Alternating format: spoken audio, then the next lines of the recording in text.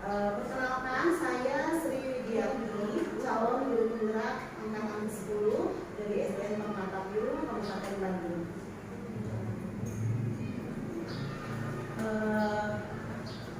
Pertama-tama saya ucapkan terima kasih kepada rekan-rekan yang sudah menyempatkan waktunya untuk menghadiri diseminasi aksi nyata modul 1. Sebelum kita mulai, kita akan menyanyikan lagu Indonesia Raya terlebih dahulu kepada ibu-ibu di mohon berdiri.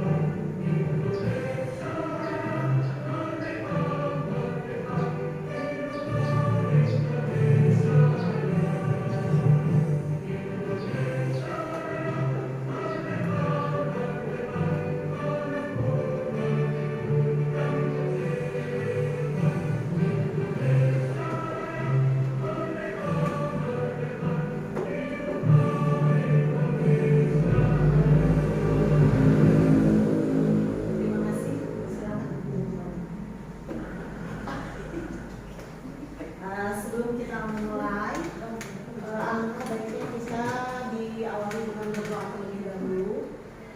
Semoga yang akan disampaikan hari ini bisa berjalan dengan lancar. Amin. Kita berdoa sesuai percaya masing-masing. Berdoa dimulai.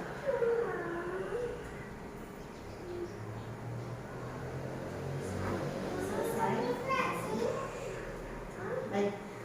Sebelum kita mulai, kita ada aktivitas sebenarnya.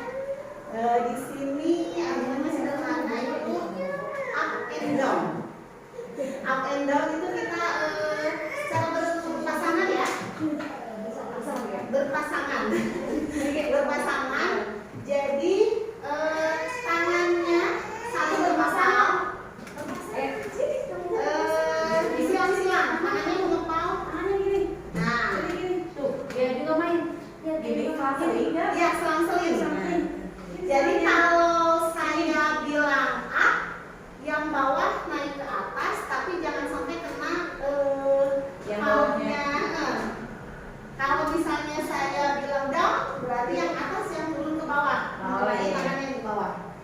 Ya, bisa diarti ke atas. Oke, coba. Wah, ayo. Down.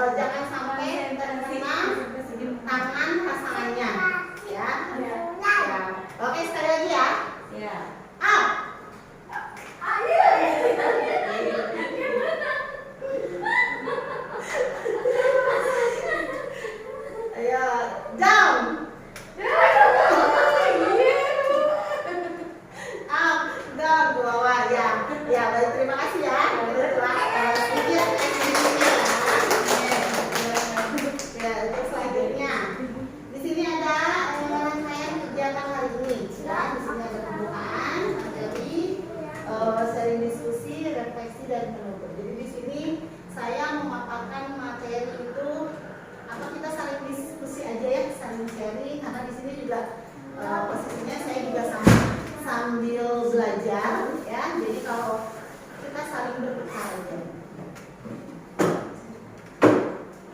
Nah, sebelum ke materi, di sini ada pernyataan ya, setuju atau tidak ya. Di sini pernyataannya yang pertama itu ada pemberian reward bisa meningkatkan motivasi anak. Lalu yang kedua, hukuman dapat mendisiplinkan dan efek jerak untuk anak. Ada yang bisa memberikan tanggapannya untuk pernyataan ini, setuju atau tidak? Boleh, Ibu Desya?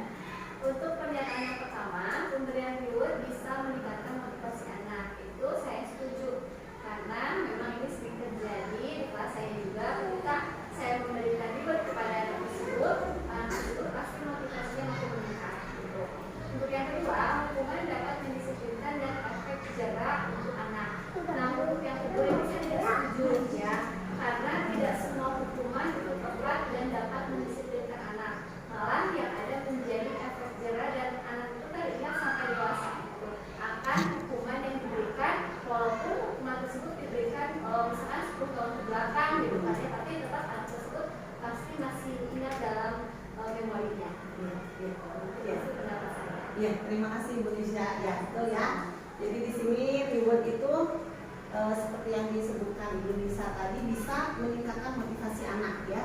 Jadi dalam belajar bisa saja dengan kita memberikan reward bisa meningkatkan motivasi anak pada saat belajar. Nah, kalau yang hukuman tadi itu tidak setuju ya, tidak setuju karena bisa jadi trauma mungkin ya. Jadi memberikan trauma untuk anak ke depannya. Karena tidak semua hukuman bisa apa ya istilahnya ke anak belum tentu menjadi hal baik juga gitu. Malah jadi ke anaknya jadi bisa jadi males, kebalikannya gitu karena sering dihukum seperti itu. Ya, mungkin ada pendapat lain untuk ya, boleh Ibu Ades. Baik, terima kasih atas kesempatannya. Perkenalkan, nama saya Rizkipa. Saya mengajar di kelas 2. Nah, ini tentang pernyataan mengenai setuju atau tidaknya pemberian reward bisa meningkatkan motivasi anak.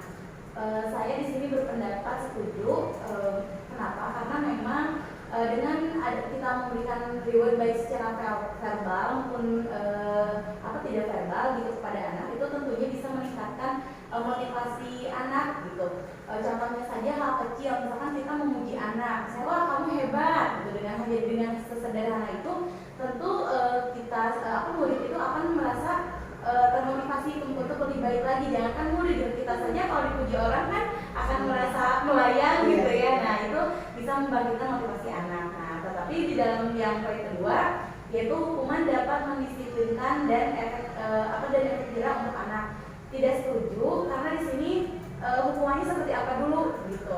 Kalau misalkan hukuman itu tujuannya hanya akan membuat efek jerak untuk anak, berarti itu tidak akan membangkitkan disiplin pada anak itu gitu. Karena memang hukuman itu seharusnya diberikan itu hukuman yang tentunya bernilai positif kalau kita ingin mengarahkan anak ke arah yang disiplin. Itu mungkin pendapat saya. Terima kasih ya Bu Ades. Jadi kalau untuk reward sama ya, setuju. Kalau hukuman mungkin bisa setuju kalau hukumannya dari segi positif mungkin ya, mungkin seperti itu ya. Oke, kita selanjutnya. Nah, di sini ada perubahan paradigma dalam pembelajaran. Ya. Paradigma lama dalam mempelajari itu memiliki asumsi bahwa dengan mempelajari konsep-konsep abstrak yang sudah dirumuskan oleh para ahli, peserta pendidik yang memahaminya akan dapat menerapkannya dalam kehidupan baik dalam waktu yang dekat maupun yang akan datang. Sedangkan paradigma baru pembelajaran itu memiliki asumsi bahwa baik itu belajar mengenai muatan atau isi maupun konteks sama-sama diperlukan agar menjadi transfer pembelajar. Pembelajaran akan sangat dimungkinkan jika ditransfer dari situasi-situasi pembelajaran yang kompleks dan kaya. Di sini ya ada paradigma perubahan dalam pembelajaran. Gitu. Paradigma di sini yaitu keyakinan atau kepercayaan seseorang dalam melakukan segala tindakan. Gitu ya. Nah, lihat selanjutnya. Nah, di sini apakah di sini ibu-ibu sudah melaksanakan budaya positif di sekolah kita? Boleh Ibu Dita?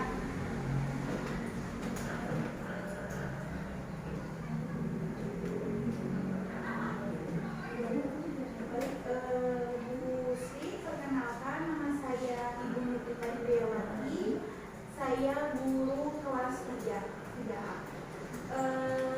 Kebetulan saya sudah menerapkan budaya positif di kelas saya khususnya, yaitu sebelum belajar kita selalu mengadakan sholat duha terlebih dahulu, terus membaca Asmaul Husna, terus untuk yang lebih umumnya di kelas saya sudah menerapkan budaya atau pembiasaan antri-antrinya. Misalkan ketika anak mau literasi, anak itu antri secara tertib untuk mengambil buku-buku yang akan dia baca. Atau misalkan ketika anak mau sholat duha, kan di tempat duduknya itu kan pasti ini ya akan ada antrian jadi ya. Nah, di sana dibiasakan anak itu antri dengan sesuai dengan urutannya, jadi tidak menyerobot.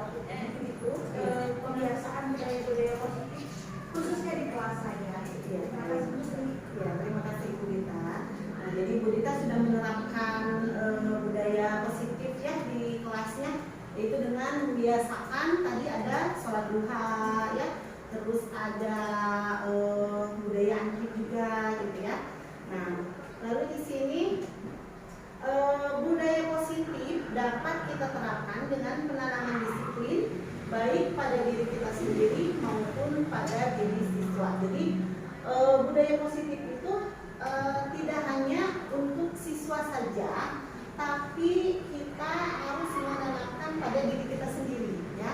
Jadi alangkah baiknya sebelum kita memberikan atau meminta siswa untuk melakukan budaya atau pembiasaan yang positif, alangkah baiknya kita sendiri yang melakukannya terlebih dahulu ya, agar kita menjadi contoh untuk siswa-siswi kita di sekolah. Lalu di sini apa itu disiplin? Disiplin. Ada yang bisa menanggapinya apa itu disiplin?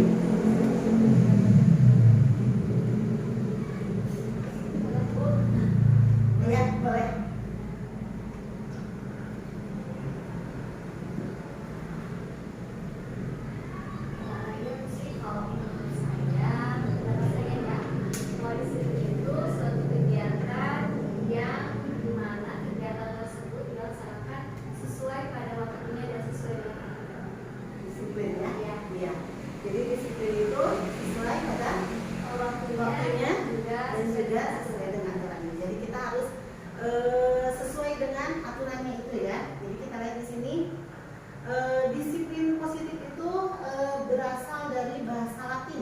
Yang berarti belajar ya, dapat menggali potensi menuju sebuah tujuan, memiliki makna konotasi dengan disiplin diri.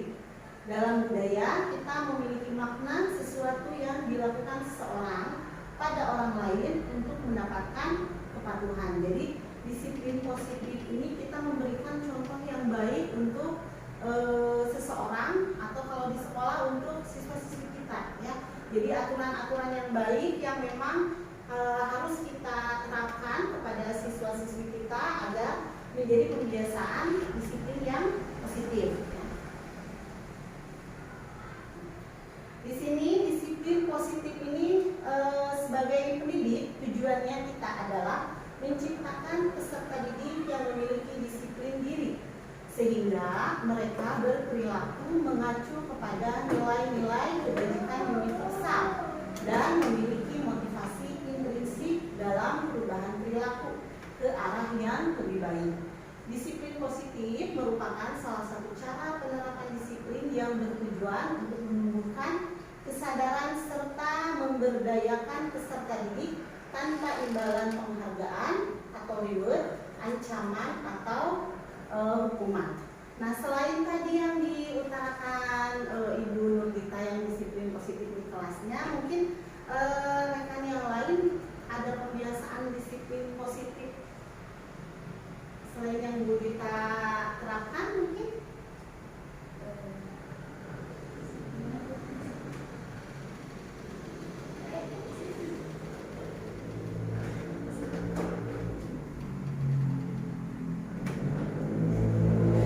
Iya baik, kalau saya di kelas 2 itu kebetulan kan kita satu kelasnya itu bergantian ya, jadi satu ruangan itu dibagi dua. Jadi saya menerapkan disiplin positifnya itu berupa berbaris sebelum masuk gitu, itu kebiasaan setiap hari. Kemudian juga ada 3S-nya, senyum sapa salam. Nah, di situ ketika murid itu berbaris, tentunya kita sebagai guru juga membersamai murid gitu. Nah, setelah itu dilaksanakanlah senyum sapa salam.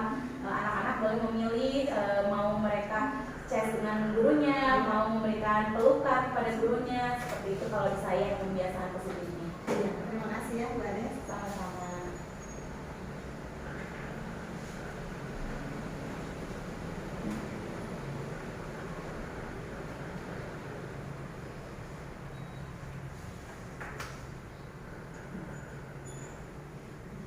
Jadi tadi selain disiplin positif dari budaya antri ya, tadi lalu Bu Ades juga menerapkan tentang kebiasaan untuk senyum, sapa, salam di kelasnya gitu ya. Jadi anak-anak dibiasakan untuk selalu menyapa, selalu tersenyum gitu ya, supaya selalu terbiasa dengan hal positif. Nah, di sini ada nilai-nilai kebajikan. Di sini nilai-nilai kebajikan itu biasanya kita terapkan di kelas ya, untuk pembiasaan anak-anak di sekolah ya. Yang pertama itu ada peduli ya. Anak-anak dibiasakan untuk peduli kepada rekan sesama maupun ke sekitar ya. Yang kedua itu ada disiplin. Disiplin itu yaitu pembiasaan yang tadi. Lalu yang ketiga itu ada jujur. Jadi anak-anak dibiasakan harus mempunyai sifat jujur dalam hal apapun ya. Jadi anak-anak dibiasakan untuk selalu berkata jujur ya. Lalu yang keempat itu ada berbaris dengan tertib. Ini biasanya nilai-nilai kebajikan ini diterapkan pada pembiasaan anak-anak di kelas yang disesuaikan juga dengan profil pelajar Pancasila.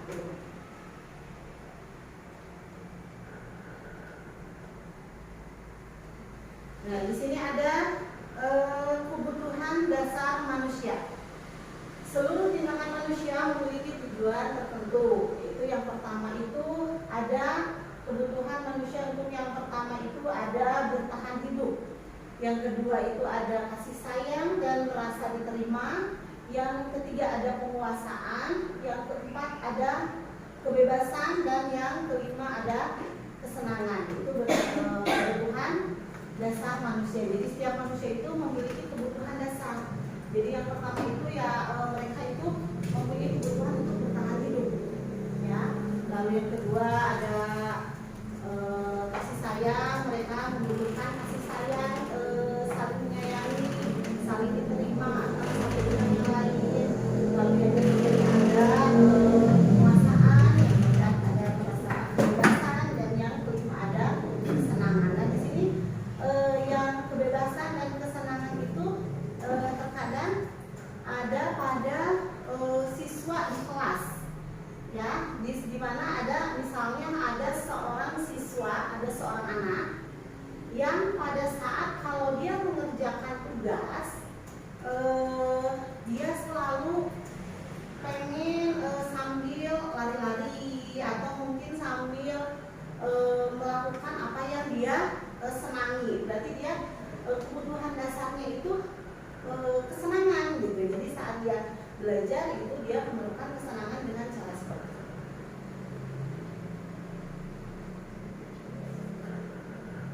Di sini ada teori motivasi ya. Di sini ada motivasi, ada beberapa macam motivasi. Yang pertama ini untuk menghindari ketidaknyamanan atau hukuman. Di sini ada motivasi eksternal, itu motivasi yang berasal dari luar ya. Apa yang akan terjadi apabila saya tidak melakukannya? Jadi ini motivasi yang dari luar gitu ya. Lalu yang kedua untuk mendapatkan imbalan dari orang lain atau institusi. Apa yang akan saya dapatkan apabila saya melakukannya? Jadi dengan dorongan, motivasi misalnya akan mendapatkan sesuatu. Jadi akhirnya seseorang mendapatkan motivasi untuk melakukan sesuatu. Jadi ada seperti mungkin ada seperti reward dari luar gitu ya. Yang ketiga juga ada untuk menghargai diri sendiri, menjadi insan sesuai harapan kita. Saya akan menjadi orang yang seperti apa bila saya melakukannya.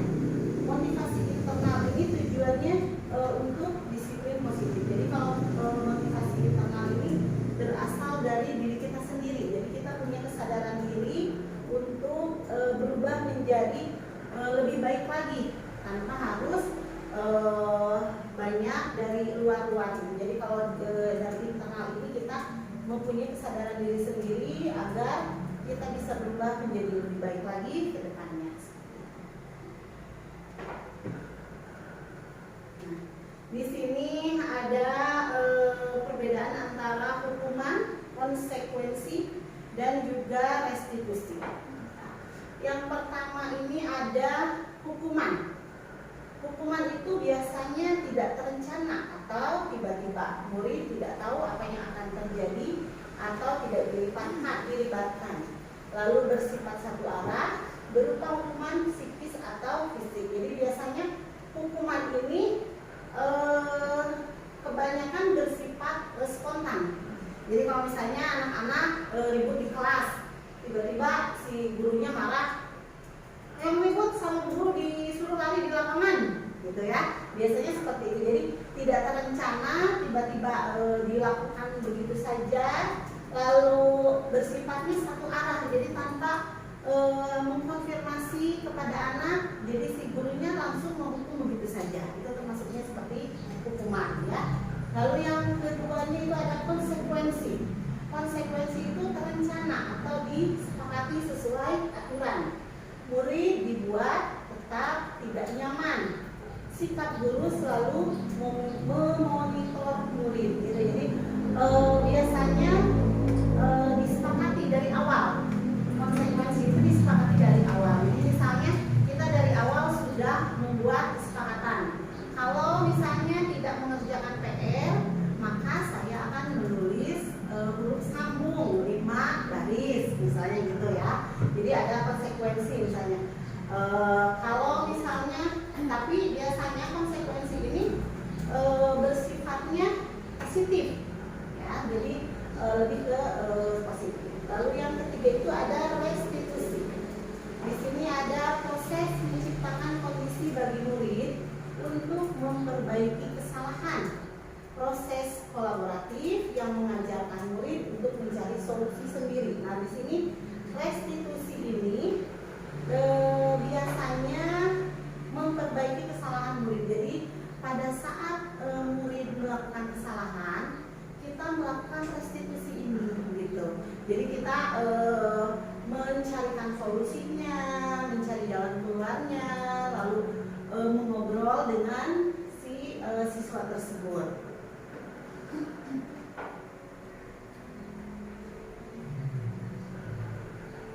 Baik.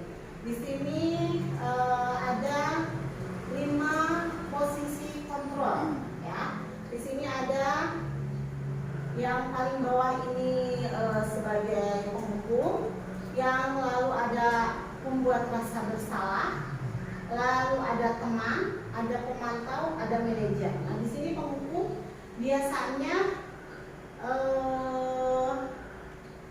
dilakukannya satu arah. Nanti saya akan ini kan ada contohnya.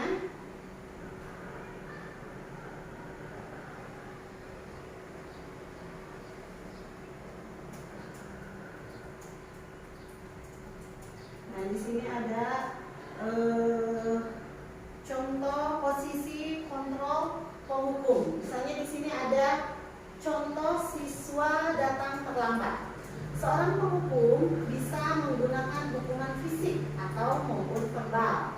Siswa disuruh berdiri di depan kelas. Jadi misalnya ada anak yang datang terlambat nih. Kalau misalnya di sekolah itu kan biasanya suka ada anak yang terlambat. Nah, tanpa dikonfirmasi, tanpa ditanyakan penyebabnya, tiba-tiba dihukum, baik itu secara fisik ataupun verbal. Misalnya suruh berdiri di depan kelas selama pembelajaran. Nah, itu mungkin itu disebutnya sebagai penghukum. Lalu yang keduanya itu tadi yang ada posisi membuat merasa bersalah. Nah, kasusnya misalnya sama seperti siswa datang terlambat ya. Posisi ini biasanya guru akan bersuara lebih lembut ya. Contohnya, ibu sangat kecewa sekali dengan kamu. Jadi seolah-olah membuat si siswa ini merasa bersalah gitu. Padahal si ibunya tuh udah, ini kenapa ya kamu kok terlambat? Padahal jadi merasa si siswanya itu, oh iya ya padahal guru udah baik banget. Jadi merasa dirinya itu bersalah gitu ya. Lalu di sini juga ada contoh posisi teman. Di sini guru pada posisi ini tidak akan menyakiti murid, namun akan tetap berupaya mengontrol murid melalui persuasi. Contohnya ya, ayolah besok tidak telat ya, kan sekolah mau bertemu ibu guru. Jadi guru di sini ngobrolnya seperti teman. Jadi kayak ke teman gitu. Jadi ngobrolnya, ayolah nantilah besok kan bisa ngobrol lagi sama bu guru. Besok kan nanti sama bu guru di kelas bisa main-main lagi atau bisa belajar lagi, tapi dengan seperti posisinya kayak ke teman aja gitu kan. Lalu di sini juga ada posisi pemantau. Memantau berarti mengawasi. Pada saat kita mengawasi, kita bertanggung jawab atas perilaku orang-orang yang kita awasi. Sanksi atau konsekuensinya seperti apa? Jadi di sini dipantau anak-anak itu. Jadi misalnya, coba nanti bu guru lihat ya, kamu besok bakalan kayak gini apa enggak, bilangnya apa enggak. Jadi dipantau terus gerak-gerik si anak tersebut, gitu ya. Terlambat lagi atau enggak? Nanti kalau terlambat, ini ya, jadi dipantau terus sama gurunya. Nah, di sini yang terakhir ada posisinya sebagai manajer. Manajer adalah posisi di mana guru berbuat sesuatu bersama dengan murid. Apa rencana kamu untuk memperbaiki hal ini? Jadi di sini kalau sebagai manajer ini, jadi si guru itu berusaha mencari jalan keluarnya, memperbaiki apa yang salah dari siswa tersebut. Nah, dari kira-kira nih, dari 5 posisi ini, kira-kira guru itu harusnya di posisi yang berapa nih? Boleh diminta.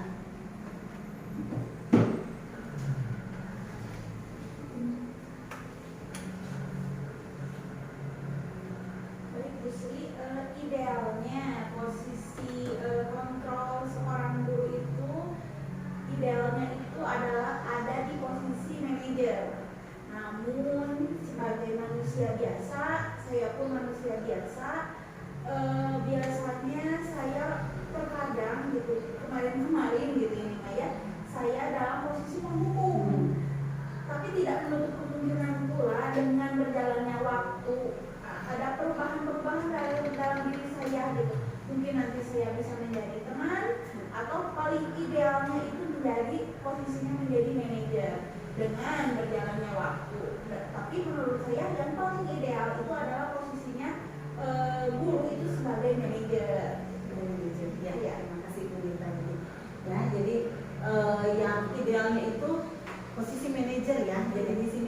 memang ya kalau ya tidak menutup kemungkinan ya terkadang kita juga manusia ya, terkadang tiba-tiba udah suruh guru hukum, suruh lari, suruh berdiri gitu kan, karena kita mungkin belum tahu ya ilmunya. Tapi setelah mempelajari mungkin alangkah baiknya kita memposisikan diri sebagai seorang manajer gitu ya, dimana di sini kita berusaha memperbaiki. Jadi kalau misalnya anak itu mempunyai masalah atau kesalahan, jadi kita tidak asal menghukum begitu saja gitu ya. Ya mungkin ada masukan dari yang lain, boleh bisa. Ya, terima kasih Bu Sri atas kesempatannya. Tadi di sini mungkin pertanyaannya itu di posisi manakah yang sebaiknya guru berada pada posisi formal ini. Nah, saya setuju sekali dengan pendapat Ibu Monika mengenai tadi pada idealnya seorang guru itu memang harus ada pada posisi manajer.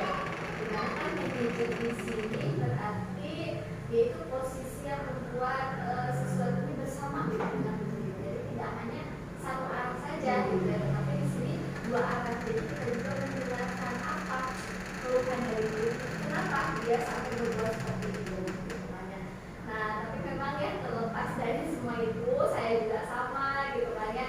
Kadang saya itu kalau melihat belakang gitu ya, ternyata saya ini masih menerapkan kontrol sebagai posisinya penghukum gitu kan, di mana secara spontan kadang kalau melihat anak yang terlambat, kadang saya juga aduh kamu terlambat lagi tanpa mendengarkan kenapa sih dia terlambat. Apakah mungkin ya saat mau berangkat sekolah tuh dia tuh moles gitu kan ya, tiba-tiba kan kita nggak tahu gitu kan apa yang terjadi dalam anak tersebut gitu kan ya. Tetapi setelah tahu ilmunya sekarang, oh iya gitu, seharusnya dari dua arah gitu kan, dari komunikasi itu jangan pandangan kita saja yang benar gitu kan. Murid juga berhak berargumen dan berhak mengungkapkan pendapat dan apa yang terjadi pada diri dia, kita tuh harus mendengarkan. Itu mungkin sih ya. Ya baik, terima kasih ya Lisa. Jadi kita sebagai guru itu jangan cuman bisa menilai dari satu arah saja gitu ya. Jadi kalau misalnya seperti anak datang terlambat, kita harus cari tahu dulu nih, kenapa sih si anak itu terlambat gitu ya.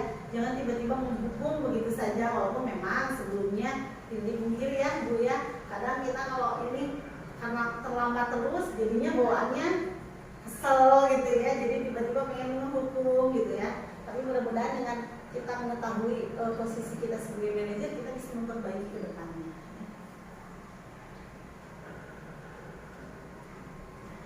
Nah, di sini ada seperti yang tadi ya, ada perbedaan hukuman dan konsekuensi ya, yang tadi itu. Biasanya hukuman itu sesuatu yang menyakitkan ya, lalu membuat anak sakit hati ataupun sakit fisik dalam jangka waktu yang lama. Lalu anak menjadi membenci kedisiplinan ya.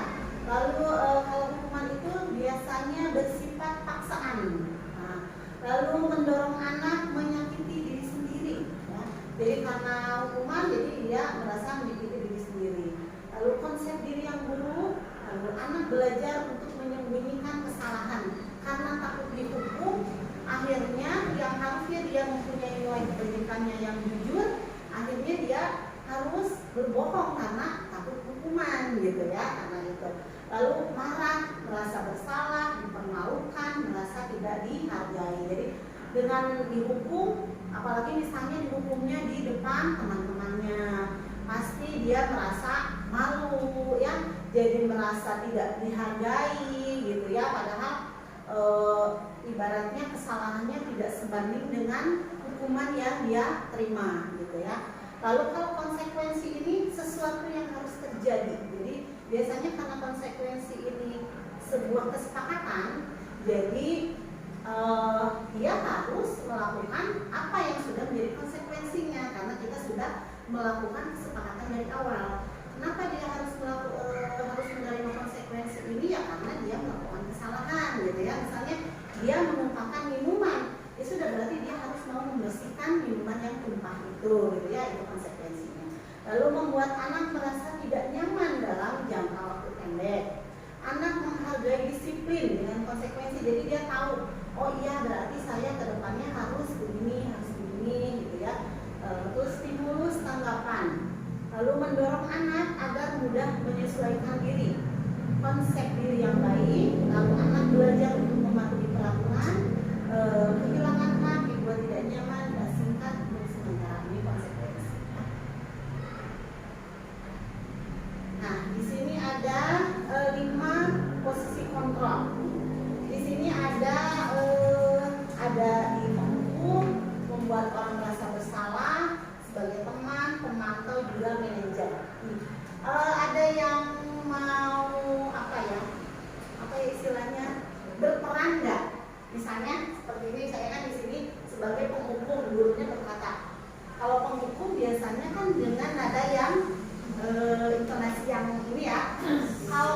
tidak melakukannya, awas ya, rasakan misalnya gitu kan. Ada yang bisa mencontohkan dari ini, misalnya dari segi hukum gimana nadanya, intonasinya? Kalau di sini boleh. Boleh.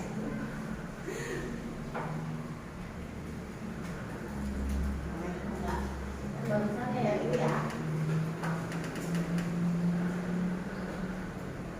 Kalau kamu tidak melakukannya, awas ya, nanti ibu hukum.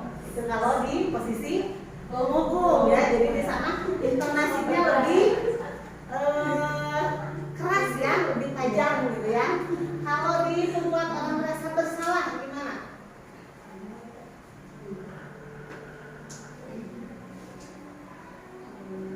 Kamu seharusnya kamu sudah tahu, ibu lelah sekali mengatakannya, ibu stres.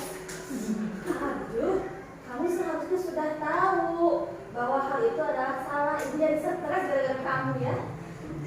Jadi itu jadi membuat orang jadi merasa bersalah ya, si anak jadi merasa bersalah sekali, bikin ibu guru jadi stres, bikin ibu guru jadi kecewa gitu ya.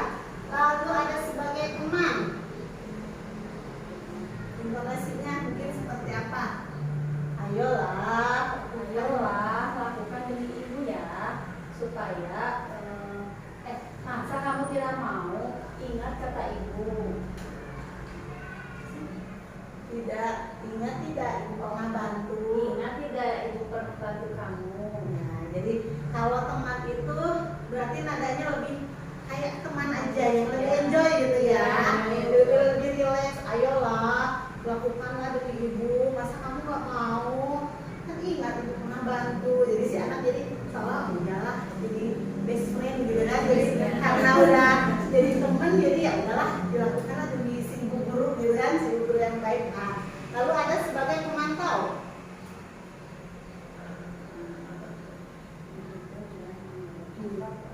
Apa peraturannya? Apa peraturannya? Karena kamu sudah tahu ya. Ya, jadi di sini kan, jadi bu guru dia mantau, kamu kan udah tahu nih peraturannya, gitu kan? Coba apa nih peraturannya? Bu guru pantau nih dari sini kamu udah memperbaiki kesalahannya apa belum? Dipantau terus. Nah, yang ketiga, yang terakhir sebagai manajer.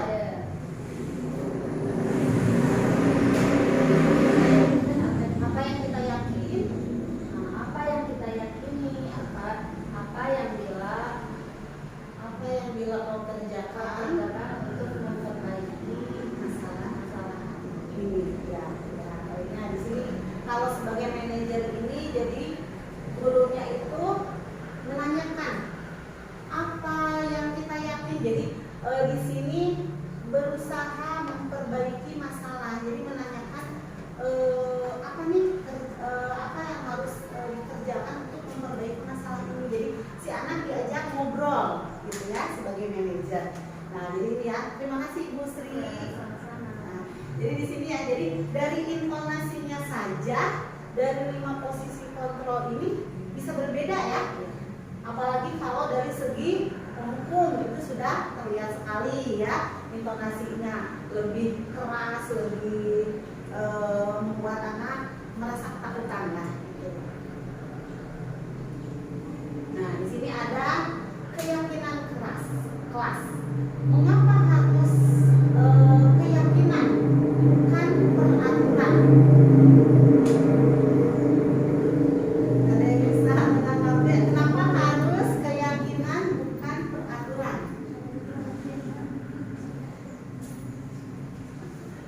Boleh Ibu Sri. karena keyakinan dan peraturan itu berbeda Bu ya. Kalau keyakinan itu berasal dari dalam diri si anak tersebut, si anaknya jadi tahu kalau tersebut adalah salah, jadi bukan karena merasa takut atau apa gitu, karena dia tahu hal itu memang salah dan tidak boleh dilakukan. Sedangkan peraturan kan memang baku gitu, kaku peraturan itu mau dilakukan atau tidak pasti ada hukumannya. Baik. Jadi mau nggak mau kalau peraturan ini mah harus dilakukan ya. Boleh ada tanggapan lain?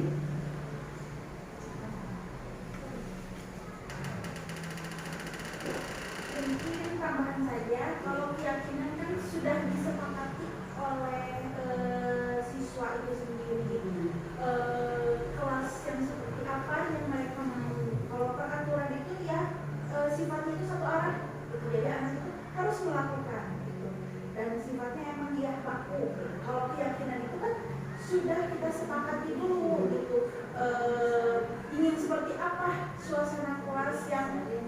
sama-sama.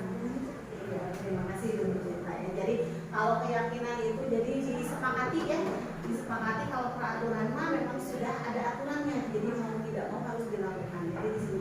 Nah di sini pembentukan keyakinan kelas.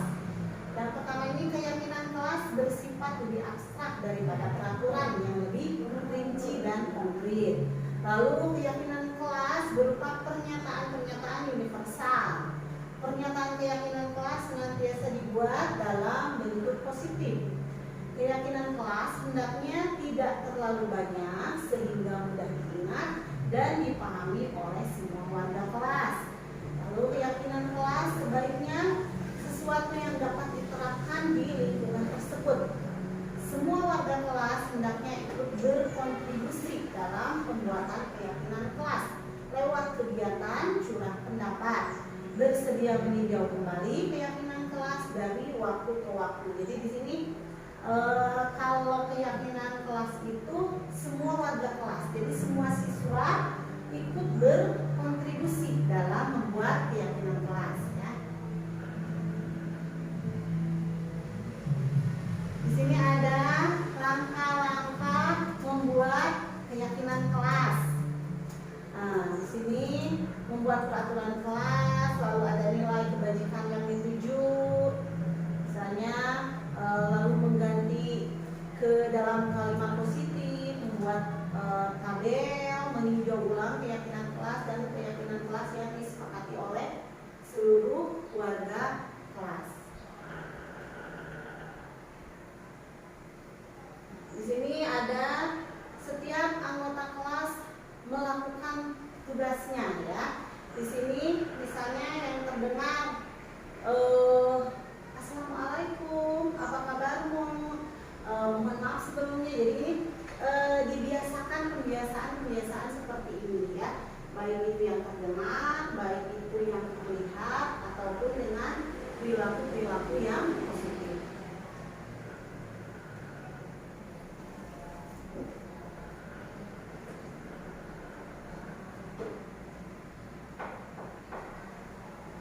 Di sini ada restitusi. Ya. Di sini restitusi adalah proses menciptakan kondisi bagi murid untuk memperbaiki kesalahan mereka sehingga mereka bisa kembali pada kelompok mereka dengan karakter yang lebih kuat. Jadi memperbaiki kesalahan, merestitusi itu memperbaiki kesalahan. Di sini ada 9 ciri restitusi. Yang pertama, bukan untuk menebus kesalahan, namun untuk belajar dari kesalahan. Yang kedua itu memperbaiki hubungan. Yang ketiga, tawaran, bukan paksaan. Lalu yang keempat, restitusi menuntut untuk melihat ke dalam diri. Restitusi mencari kebutuhan dasar yang mendasari tindakan. Restitusi diri adalah cara yang paling baik untuk memperbaiki diri. Restitusi fokus pada karakter, bukan tindakan. Restitusi fokus pada solusi. Restitusi mengembalikan murid yang berbuat salah pada kelompoknya. Jadi di sini restitusi ini bukan hanya untuk menebus kesalahan, tapi belajar dari kesalahan. Ya. Jadi di sini memperbaiki kesalahan yang pernah dibuat, lalu mencari kebutuhan dasarnya seperti apa, lalu mencari solusi dari kesalahan yang pernah dilakukan, mencari solusi, lalu setelah mencari solusinya, menemukan solusinya, lalu agar si siswa tersebut dapat memperbaiki kesalahannya dan membuat lebih baik.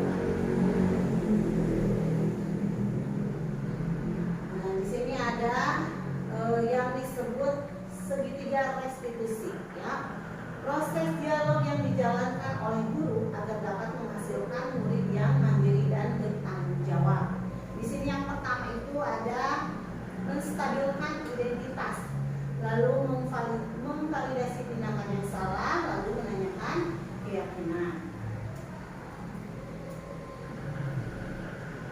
Menstabilkan identitas ya, berdasarkan prinsip membuat kesalahan adalah bagian dari proses pembelajaran. Tindakannya berbuat salah itu wajar. Jadi di sini menstabilkan identitas ini, jadi seorang guru itu berusaha membuat si anak itu tidak merasa dirinya bersalah ya. Jadi di sini seorang guru itu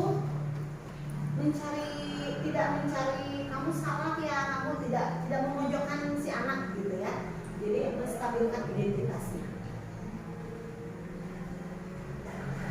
Lalu yang kedua itu ada validasi tindakan yang salah ya. Di sini seorang guru ini menanyakan kepada siswanya, apa nih, mengapa kamu melakukan kesalahan seperti itu, gitu kan?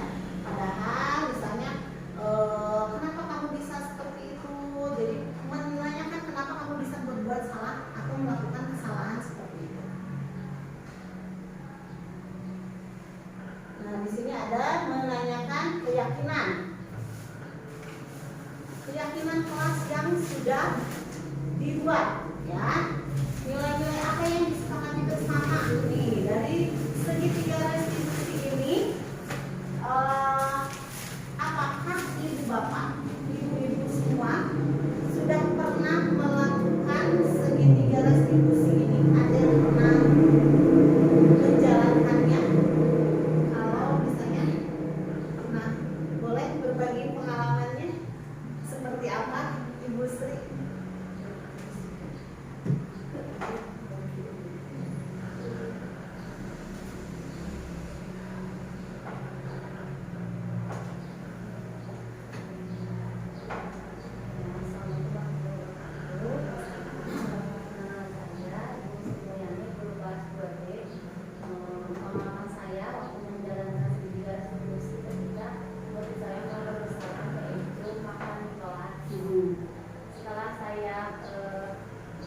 Memvalidasi tindakan ke anak tersebut, ternyata dia itu kurang perhatian sama orang tuanya, dan makanannya juga tidak diperhatikan gitu.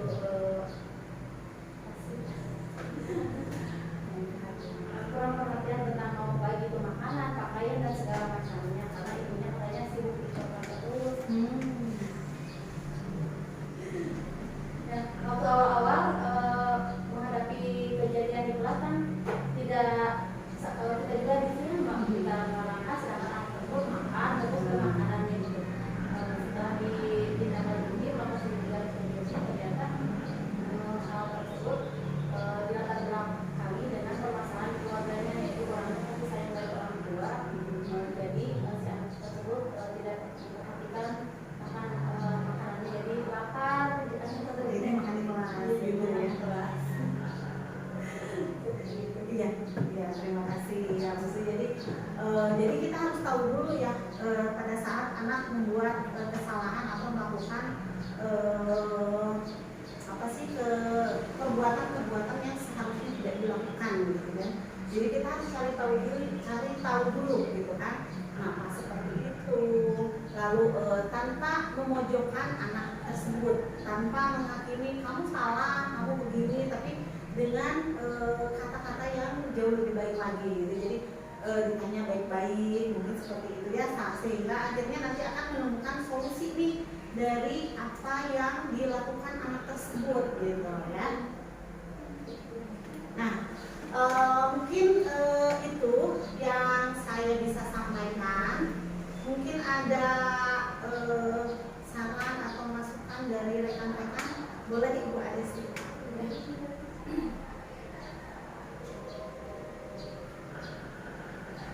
Baik, Bu Sri, terima kasih atas kesempatannya. Mungkin di sini saya hanya akan bukan mengomentari ya, karena saya sendiri pun punya kekurangan, tapi saya ingin menyampaikan saja. Tentunya hal-hal apa yang telah disampaikan oleh Ibu Sri tadi tentu sangat membuka wawasan kita sebagai guru untuk bisa lebih baik lagi. Dari mulai ketika kita mendapatkan anak yang nantinya tentunya kita selalu dihadapkan dengan berbagai macam permasalahan kan kalau di sekolah itu. Nah, mungkin tentunya kita permasalahan itu dihadapkan dari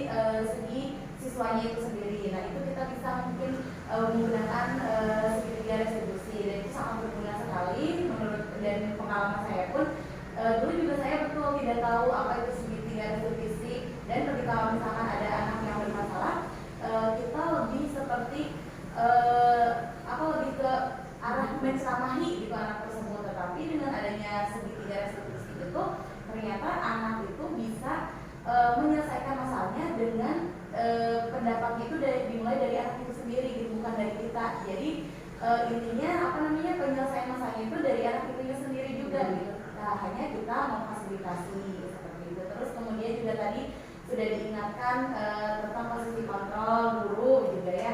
Nah kemudian juga dan apalagi tadi ada tentang segitiga restitusi, posisi kontrol, dan juga tentang apa sih keyakinan kelas ya. Nah itu juga yang paling penting adalah ketika kita keyakinan kelas itu bisa menjadikan murid kita tahu aturan-aturan, namun itu aturan itu bukan kita yang membuat, tetapi itu hasil kesepakatan dari kita untuk murid gitu. Jadi kita fasilitasi itu semua, dan apa yang telah disampaikan oleh Ibu Sri tentunya sangat bermanfaat. Hari ini kita mulai terbuka dan juga sudah banyak diskusi, dan mudah-mudahan kita juga bisa menerapkan hal-hal yang tadi disampaikan itu di minimal pada diri kita sendiri dan minimal di kelas kita sendiri, dan tentunya juga nanti kalau sudah ada di diri kita kemudian kelas dan akan ke lingkup yang lebih besar yaitu sekolah, bahkan ke dalam sebuah komunitas. Itu saja dari saya. Terima kasih. Terima kasih Bu Ades. Ya, mungkin itu saja yang bisa saya sampaikan. Mohon maaf bila masih banyak kekurangan. Terima kasih atas semuanya. Assalamualaikum warahmatullahi wabarakatuh.